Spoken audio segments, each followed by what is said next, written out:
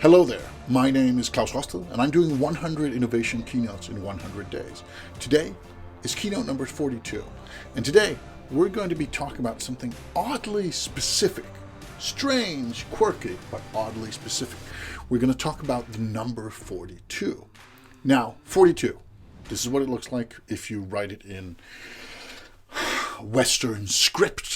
This is what it looks like when I write it on my keyboard. This is what it looks like if I write the number in day-to-day basis. It could also be written like this, Roman numerals, like this, binary code, or like this, which is in English lettering, 42, or this is Danish, 42, where it's actually called 2 and 40 because Danes. So here it is in some sort of Mandarin. I trust that because that's what I found on the internet, but if somebody says that's not right, you're probably right. But the number 42 can look very different in writing depending on where we find it. Now let's take it one step deeper than that. And don't worry, there's a point to all this. There's a method to the madness. We'll get there. But for now, just let it build, right? Wikipedia, it's a gold mine. And it's really a gold mine when you get into like the strange stuff.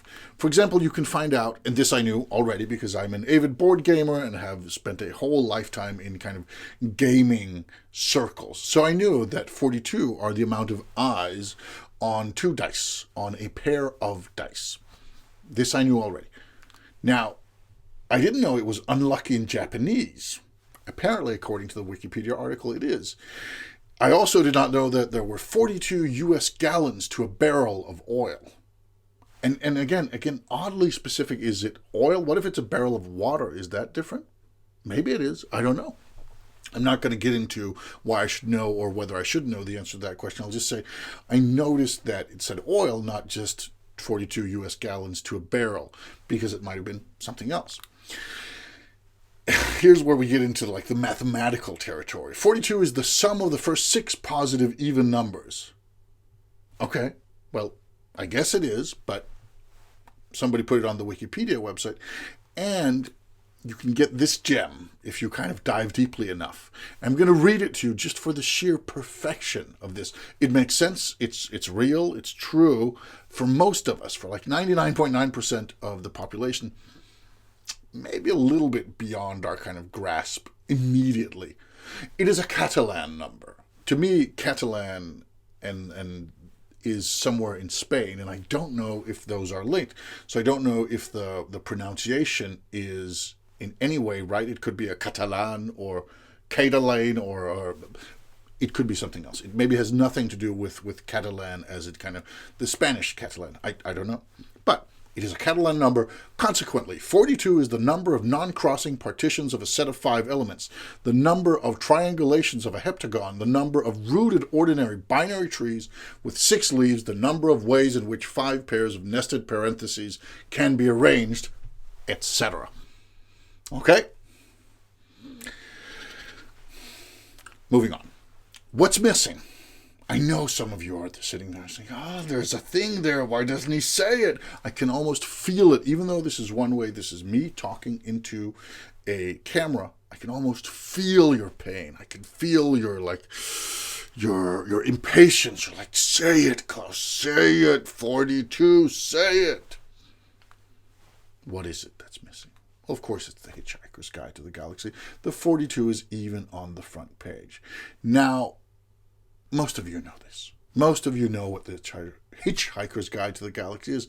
But in case you don't, it's a piece of fiction. It's a book, originally from 1979. Coincidentally, so am I. I haven't yet turned 42. I will in a couple of months. But I'm also from 1979. It's a piece of fiction written by a wonderful author called Douglas Adams.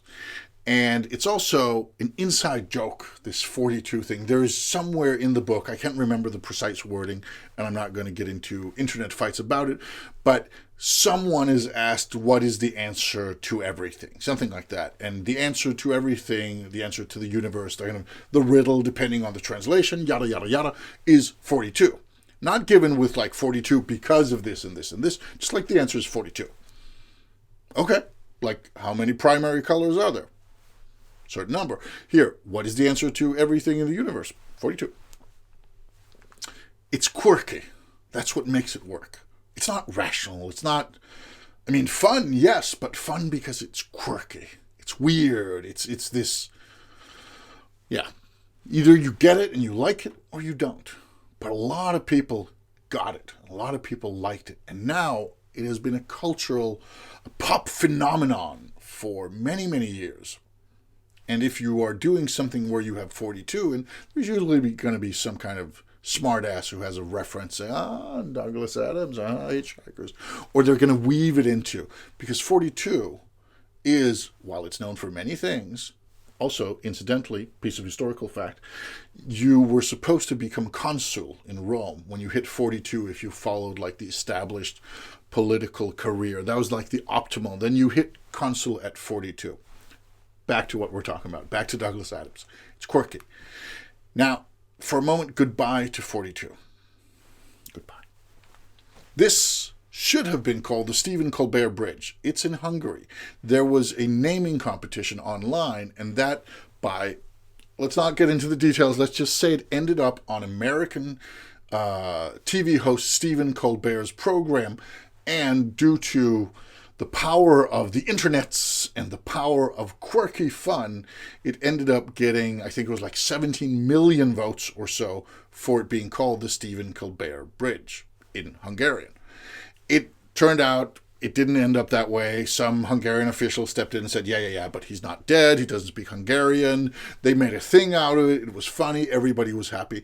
But if they'd kind of played by the rules, this was supposed to be the Stephen Colbert Bridge in Hungary.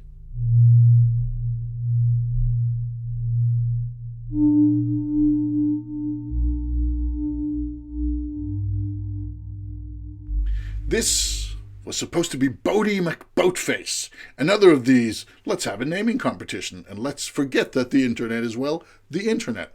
So Bodie McBoatface. I think it ended up, and I could be wrong here, but I think it ended up being called Sir David Attenborough or something like that. And maybe it even was, again, my meme history eludes me here, maybe it was even Bodie McBoatface for a period. I don't know. But I do know that the competition ended up with Bodie McBoatface winning this name competition by like lengths and strides, and like crushing the competition. Quirky, fun. This is Starman. It's a Tesla Roadster, and in its driver's seat is a mannequin, and on the radio is the number Starman by David Bowie playing in a loop. Pretty cool. Is Starman the thing we want us to, if we encounter alien life forms, shouldn't it be broadcasting like, hello, we are the humans, here's stuff, here's how to get in contact with our government, call 1-800 world government, yada yada. Instead, it plays Starman. If that's the first thing you're out there, you are a weird, to us at least, weird alien life form, and the first thing you get into your cargo hold is this Roadster, and it plays Starman. It's like, was it optimal? It was fun. It was quirky. And this is another internet legend. This is the potato salad from some guy, I think it was called Zach something or another, who created a potato salad crowdfunding campaign. He said, basically, I'm going to make a salad. I don't know what kind yet. And then he said, I'm going to raise money. And I think his goal was something, maybe it was $10. It was a joke. He ended up raising $55,000 because it caught on. It became a thing. It was quirky.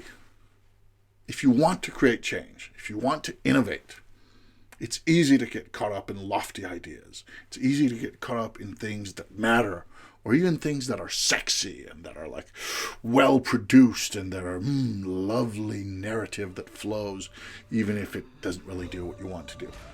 But you should never underestimate the allure of the quirky. Because as humans, we love quirky. And if you discard that avenue, if you discard that option when you're innovating, you are doing yourself a disservice. Thank you.